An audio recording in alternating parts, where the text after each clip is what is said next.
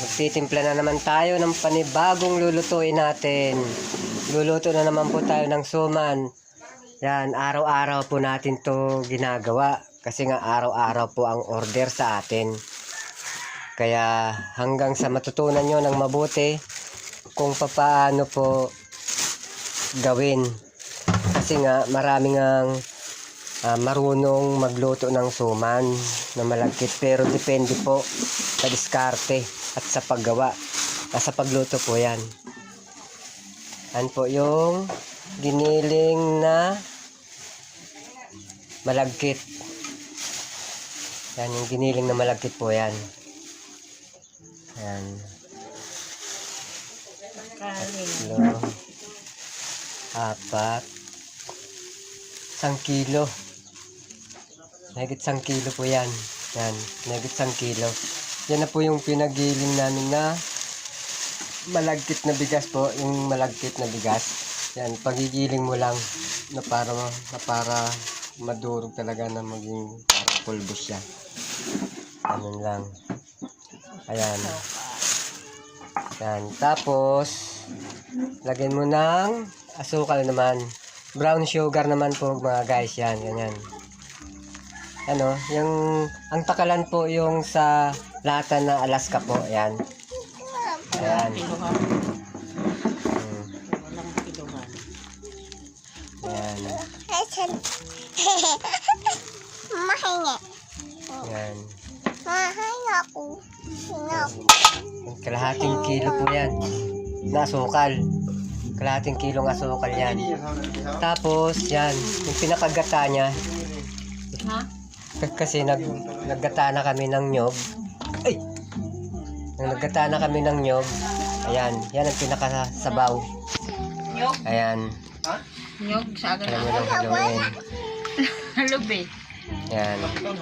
Mau nga ya, ito ka. Wow! Sabi ko. Ayan. Haluin mo ng haluin bago isalang sa apoy. Ngayon na, tama na. Ayan. Gano'n na. Ito, isasalang na natin. Ayan. Ito yung tinimpla nga po kanina. Ito yung tinimpla ko na kanina. Ayan guys, ito na yun. Ayan. Ito yung malagkit na pinagiling namin. Ayan. 1 kilong malagkit pinagiling. Tapos, lagyan mo ng kalahating kilong asukal. And then, gata ng nyog. Ayan. Maggudgud ka ng nyog. Ayan, 4 na pirasong nyog. At yung pinakagata yun ang isasabaw mo. Ayan. Ang tawagin naman nito ay muron. Muron po na suman. Ayan. Maya pag naluto na to, hahaluan po natin ng ano yan, ng kunting kukwa at saka 3 kutsaritang star margarine. Ayan, para magiging malasa. Dahil kasi ito kasi ang laging ino-order sa amin ng mga customer. Ayan. Kasi dati hindi kami naglalagay ng star margarine.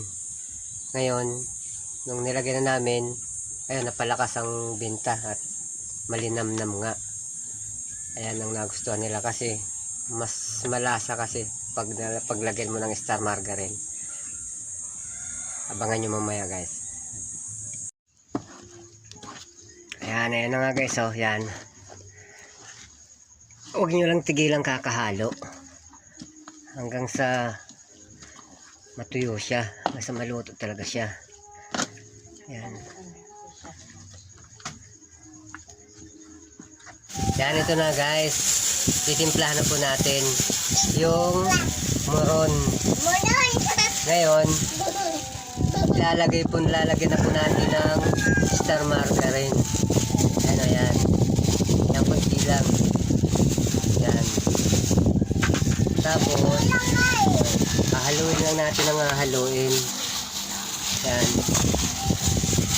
Kailangan guys, gagawa po tayo ng maglalagay po tayo ng plastic sa kamay natin. Siyempre po, kailangan po natin ng malinis. Kasi pagkain po yan, kailangan malinis po.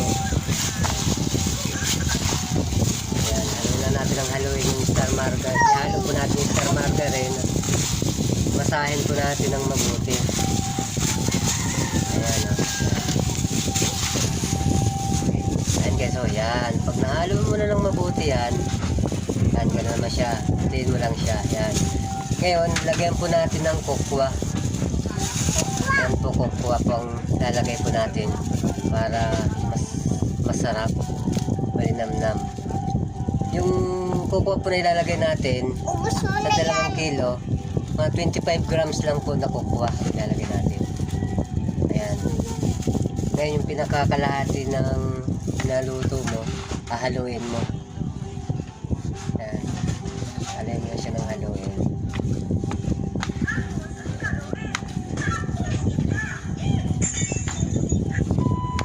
Ayan. Haluin mo guys ng mabuti. Ayan. Kayang-kaya nyo gawin yan. Kasi ito kasi ang paborito ng mga umu-order sa amin. Ayan. Kasi dati hindi po namin nilalagyan ng star margarine. Pero ngayon nilagyan na namin. Ayan. Naglagay na kami ng star margarine. Kasi nga kahapon yun nga, nag-try kami lagyan ng star margarine. Yun nga. At nag-success naman siya. Kaya dumami ng order sa amin. Kaya nagdagdag. Yan, ayan na guys, yan. Babalutin na natin. Ganun lang pagbalot niyan. Ayan. Kita nyo guys. Ayan.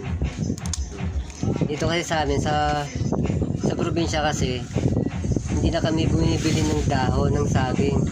Kasi marami nga kaming tanim na saging. Kaya ito sariwang dahon ng saging. Kita nyo guys, oh.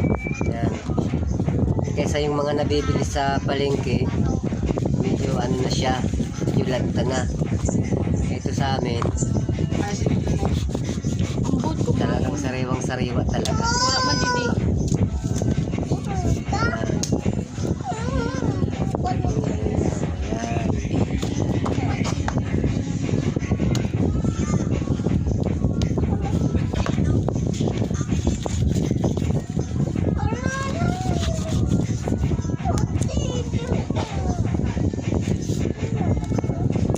Guys, oh.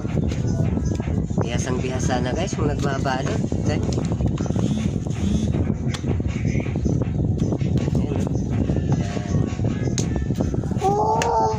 Yan, 3 kilo po yan. Yan, 3 kilo. Dati pa sa 1 kilo lang ang luto namin, pero ngayon 3 kilo na. Marami na kasing umorder. Kaya kung gusto nyo umorder, PM lang po kayo rito.